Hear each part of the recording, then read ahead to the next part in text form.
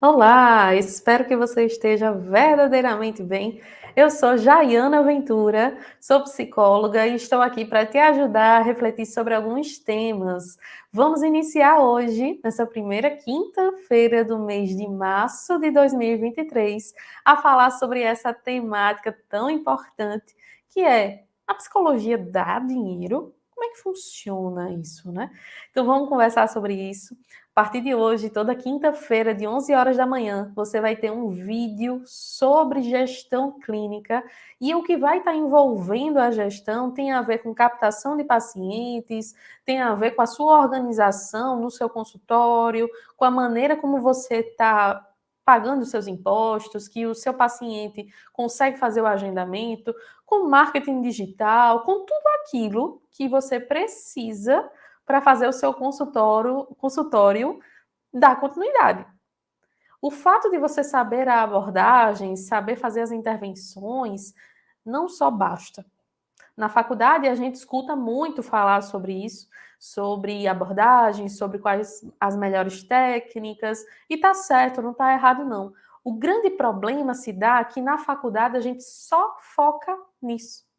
Então é importante você parar e prestar atenção em relação a como você pode ter um melhor desempenho, melhores resultados na sua prática clínica, porque é a partir disso que você vai conseguir expandir o seu consultório, seja ele online ou seja ele presencial. Então, hoje, a pergunta que não quer calar é: a psicologia dá resultado? Ou melhor, dá dinheiro? E aí eu gostaria que você já deixasse aí a sua participação nos comentários. E antes de falar sobre isso, quero contar uma história que talvez tenha alguma representatividade para vocês. E quando eu tinha 17 anos, era o ano que eu ia fazer o vestibular. Eu não sabia exatamente o que eu queria, mas quando foi no último ano da escola, foi quando eu tive contato com a psicologia pela primeira vez. Foi através de um livro, de uma biografia de Freud, e em que o meu colega, na época na escola, éramos amigos há muitos anos na escola, ele queria fazer psicologia, no final das contas nem fez. E eu comecei a estudar sobre isso, sobre como era ser psicólogo, e enfim. Cheguei no meu pai, cheguei na minha mãe e disse: Olha, eu vou fazer psicologia. Isso eu já tinha chegado neles antes e dito: Vou fazer administração, vou fazer medicina veterinária. Eu tinha várias opções, de biologia, tinha várias vontades diferentes. Então, meu pai, ele até disse assim: Mas minha filha, psicologia dá dinheiro? Se você quiser fazer, a gente lhe apoia, mas pense direitinho, dá dinheiro. E até então, na família, nem ninguém fazia psicologia, a gente não conhecia nenhum psicólogo, eles não são psicólogos. Meus irmãos são da área de direito, meu pai é formado em direito, trabalha no tribunal. Então, a minha realidade não era favorável desse apoio tão intuitivo, né, para fazer psicologia, justamente pelo receio de que eu não pudesse ser bem-sucedida nessa área, porque a gente não conhecia, né? E não tinha muitas referências. Enfim, 2008, entrei no curso de psicologia. Na época, eu também passei em outra faculdade, no curso de letras. Meu pai também é formado em letras, então, de alguma maneira, eu estava satisfazendo, né, a vontade ali. Fiz 3 semestres de letras. Só que entrei na psicologia e a psicologia me encantou completamente e aquilo fez com que a minha percepção, minha vida mudasse, eu amadurecesse. Foi um processo de identificação muito intenso. As pessoas que eu conheci na faculdade, a minha turma era era gratificante demais. Eu fiz grandes amizades. Então, não foi só uma mudança numa perspectiva profissional, mas foi muito na perspectiva pessoal também. O tempo foi passando, chegando ao final do curso, e eu sempre me identifiquei com a área de neurociência, neuropsicologia dentro do curso. Cheguei lá no final do curso, eu disse: pai, eu quero fazer, primeiramente era especialização em TCC. Ele: tá bom, vamos lá. Aí depois: pai, eu quero fazer, eu era dependente financeira, né? Quero fazer especialização em neuropsicologia. Ele: mas minha filha, não tem psicologia jurídica, não? E aí ele sempre me tentava fazer com que eu fosse fazer direito, né? E ele dizia: você ia ser uma excelente juíza. Apesar de eles sempre me apoiarem, mas tinha, né, essa vontade. Por quê? Porque a frase era: "E psicologia dá dinheiro?". Resultado, quando eu me formei, em 2012, eu já tinha metade de uma especialização já feita, entrei na especialização em neuropsicologia, entrei no mestrado no ano seguinte, em 2013, mestrado em neurociência cognitiva e comportamento na Federal daqui da Paraíba, e fui tendo muitos resultados financeiros, primeiramente atrelado à função enquanto professora, que eu comecei a ensinar na graduação na faculdade em 2015, e eu comecei a viver de psicologia. Depois eu fui entrar na clínica, né? Alguns de vocês sabem minha história. Moral da história: psicologia dá dinheiro?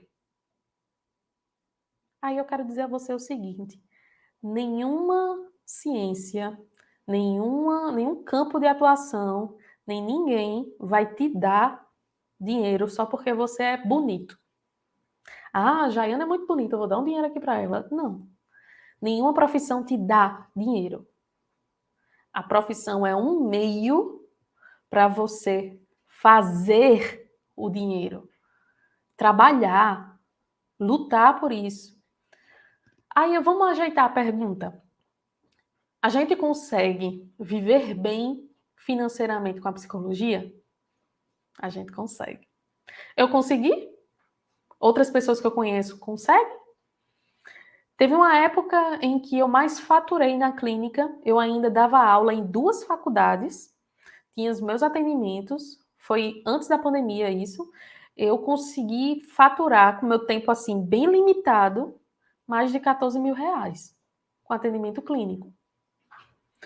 Isso sem contar que eu pagava o aluguel da sala, era mais de R$ 1.500, o transporte, a alimentação, tudo isso. Isso eu estou falando de lucro. Hoje, 90% dos meus atendimentos eu faço de casa, desse ambiente que vocês estão vendo aqui. Então, não tem aluguel de sala, por exemplo. Né? Minha casa é própria. Então, a gente consegue, sim, viver da psicologia. Agora, a gente tem que saber fazer a nossa oportunidade. Nada vai vir na sua mão, não. Então, você precisa saber do que você gosta e do que é bom. O que você mais admira na psicologia, que você tem interesse de fazer. Você quer o quê? Quais são os seus planos? Quais são os seus objetivos? Pegue esse objetivo principal, divide aí. Faz aí tuas metas. Quanto você quer faturar por mês? Ah, Jair, eu quero faturar por mês R$ 10.000. Tá. Então, como é que você pode fazer isso na psicologia? Eu, Jaiana, especificamente, atuo na área de psicologia clínica.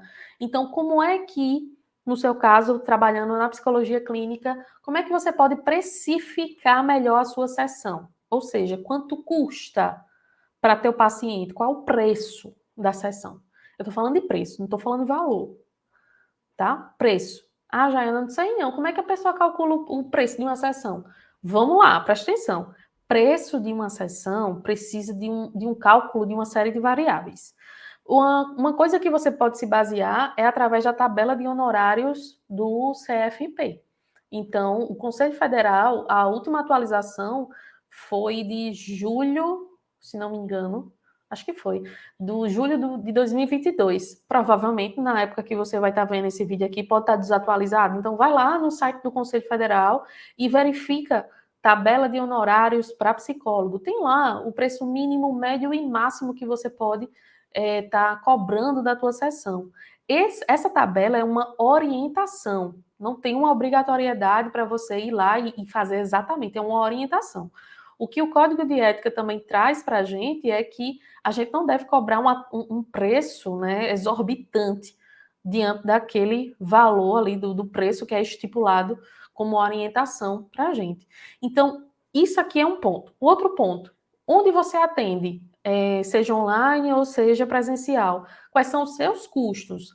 Energia, internet, o preço do aluguel, os seus móveis, aí junta com o tempo que você passou investindo nos seus conhecimentos. Aí temos também as variáveis, como até o próprio translado, até você chegar, porque o preço da gasolina, por exemplo, interfere. Enfim, todas essas variáveis você precisa levar em consideração, além da questão do lucro. Porque do preço da sessão não é 100% lucro, não. Vamos supor, você cobra R$ 200 a sua sessão. Eita, recebi R$ 200, show de bola. Não, nada show de bola, não. Desses R$ 200 aí, precisa tirar as partes relativas a imposto, relativas a todos esses elementos variáveis que eu acabei de mencionar, porque só uma parte desses 200 é que é o seu lucro.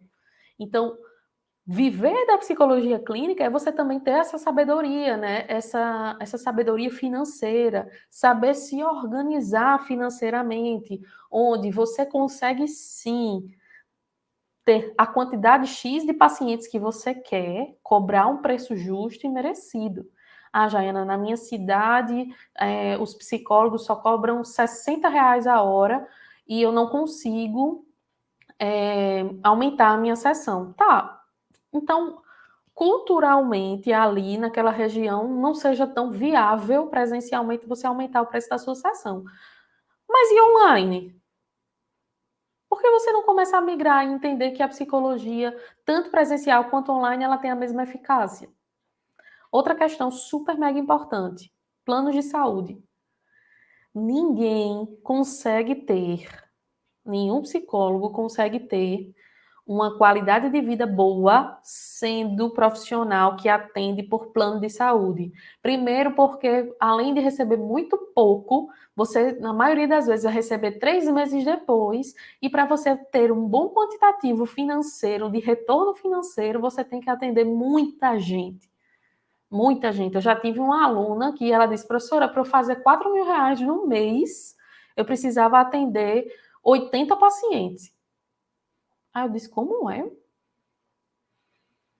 Então, assim, plano de saúde não é opção, tá? Plano de saúde não é opção. Ah, Jaiana, mas eu estou no plano de saúde agora. O que que eu faço? Se organize e vá migrando aos poucos para a área particular. Você não vai tirar toda a sua renda de vez, né? Vá se estabilizando na área particular. Se você está saindo da faculdade, não vai nessa expectativa que plano de saúde vai fazer seu nome. Pelo contrário, você vai até ser identificado como aquele profissional que só atende por plano de saúde. E qual é a grande identificação que a gente tem hoje? Eu estou falando aqui a realidade para você. Qual é a identificação que a gente tem hoje, infelizmente, de psicólogos que atendem por plano? Que é muito pouco tempo de sessão, que não são tão bons, que são recém-formados e por isso que estão atendendo por plano de saúde. Não é uma visão muito boa. Você precisa. E outra coisa, você é profissional do plano e da clínica, você não tem nome, é aquela psicóloga lá do plano. Você precisa formar a sua identidade, a sua marca. Você quer viver bem da psicologia? Trabalha com marketing digital. A partir dessas estratégias no mundo digital, nas redes sociais. Ah, não gosto de aparecer muito, tá? Então cria um blog, faz um podcast, você não precisa aparecer, sabe? Então faz desafios em grupos de WhatsApp. Então, psicologia dá dinheiro? Não. Ninguém dá nada para você, não. Mas você pode trabalhar e fazer seu dinheiro.